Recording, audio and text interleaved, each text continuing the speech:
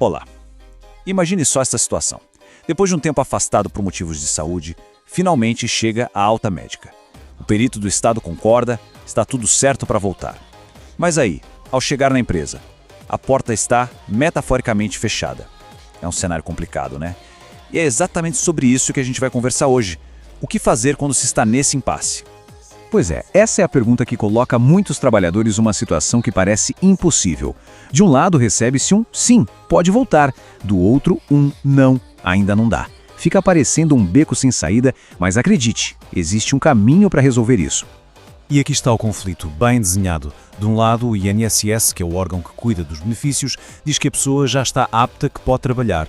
Mas do outro lado, o médico da empresa ou a própria gestão avalia e diz que não, que a pessoa não tem condições de voltar. E quem fica no meio desse fogo cruzado? O trabalhador, claro.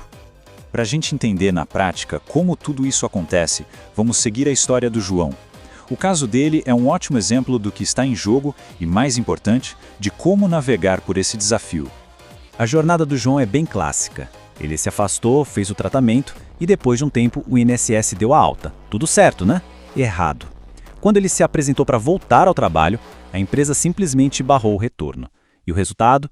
Bem, o INSS parou de pagar o benefício porque para eles o João já estava apto. E a empresa também não pagou o salário.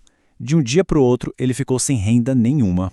Essa situação de ficar preso entre duas decisões opostas e sem pagamento, na verdade, tem um nome. E entender o que é isso é o primeiro passo para conseguir sair dessa.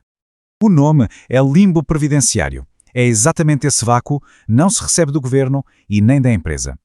O mais importante de saber é que por ter um nome, a gente reconhece que isso é uma questão jurídica conhecida. Não é um azar isolado. É um problema que tem solução prevista em lei. E aqui, olha, atenção, porque este é o erro mais comum que as pessoas cometem. Ficar em casa, quieto, esperando que as coisas se resolvam sozinhas.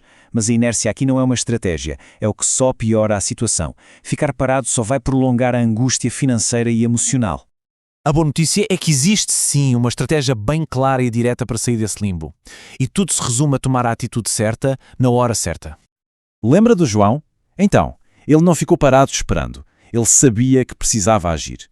E os passos que ele tomou não só resolveram o problema dele, como servem de guia para qualquer pessoa que passe pela mesma situação.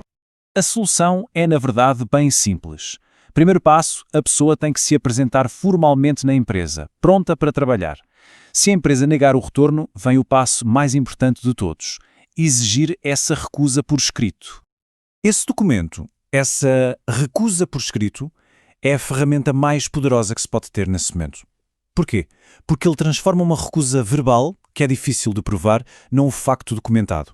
Ele oficializa a decisão da empresa e muda completamente o jogo a favor do trabalhador.